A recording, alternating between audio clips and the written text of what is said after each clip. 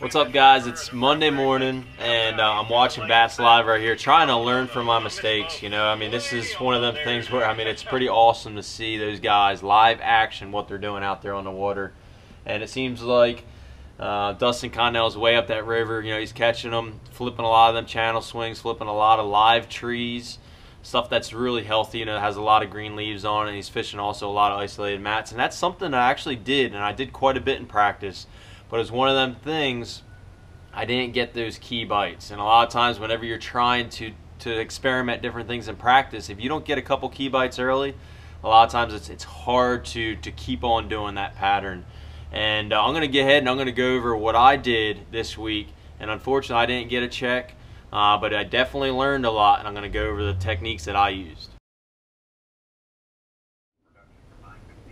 So the first technique that I started with, and it's actually something similar that I've started with the last few tournaments, and it's because we're following the shad spawn.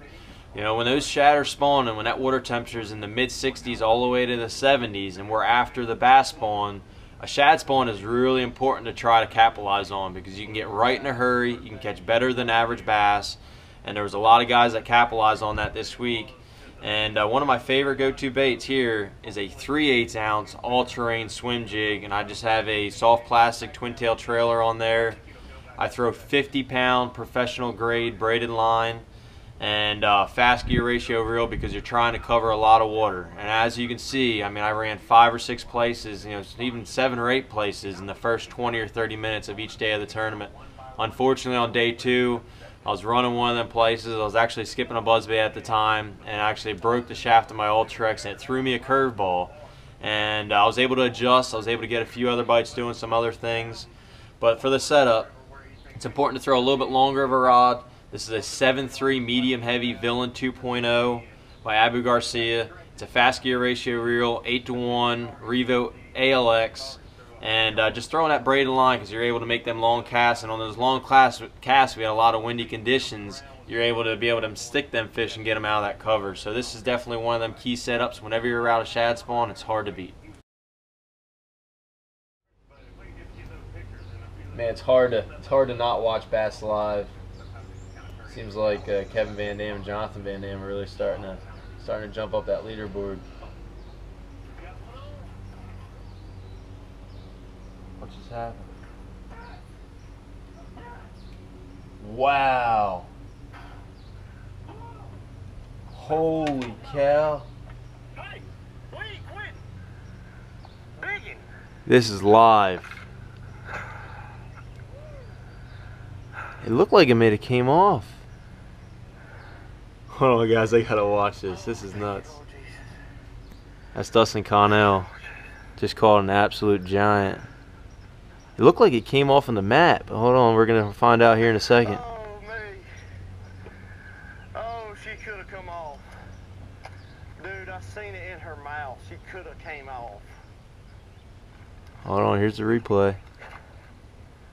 Gosh. Oh, my gosh. Man, this is wild. But see, he's up in that river, and he's flipping those isolated places. Bacon. Yeah. Yes. This is just sick, man, bass. Yes. See, no, it didn't come off. It looked like because he threw the rod down, he started diving in the grass. That's unreal. Alright. Well, here, we'll carry on with the video. But, man, that's sick. And that's something that, we never had in years past. To be able to watch these guys out there live and doing their... I said it was a 4-pounder. That's a dang big one. Alright, so... Man, I can't stop watching it. And this is us bass heads. We just get glued to this. And, it's really cool to see him doing well. He's a rookie out there.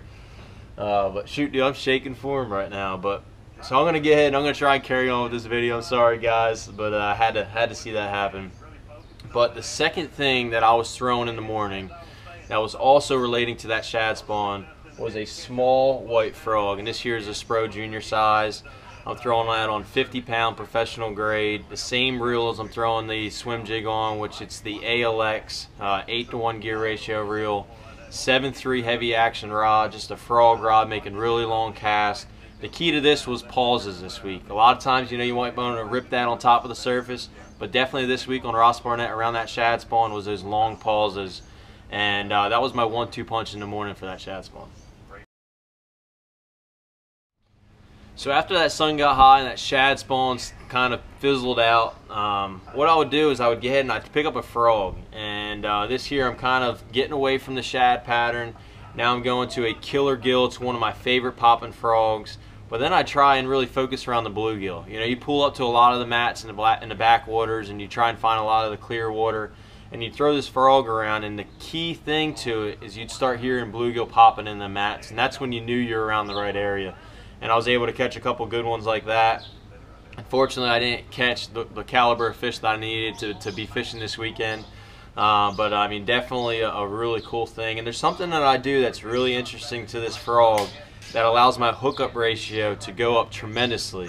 And tomorrow, on Tuesday, I'm going to be posting a tip on how I rig that frog and the adjustment that I make to make that hookup ratio to go up a lot. But again, the same setup as I was using before on the white frog.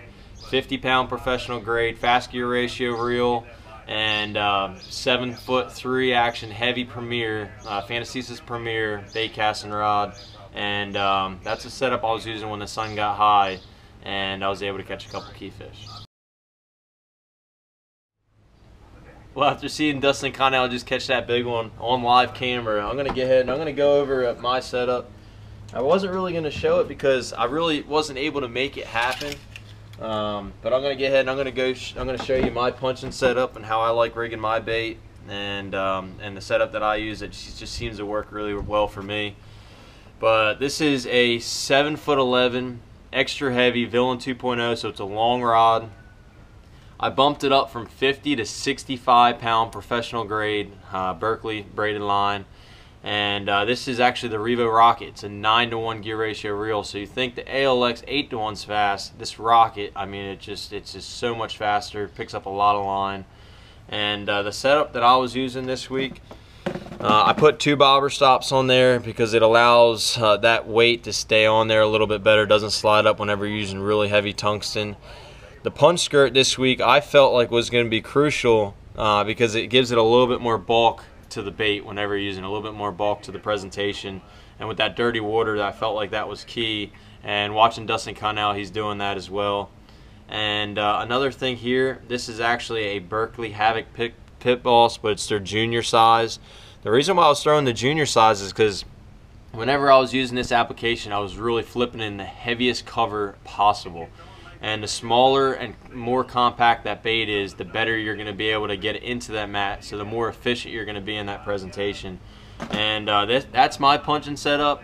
I'm sure here in a few more days when Dustin Connell catches a couple more big ones the rest of the day, he's going to go ahead and break down his punching setup. But next time you're out there, you might want to give this one a try because this is my go-to.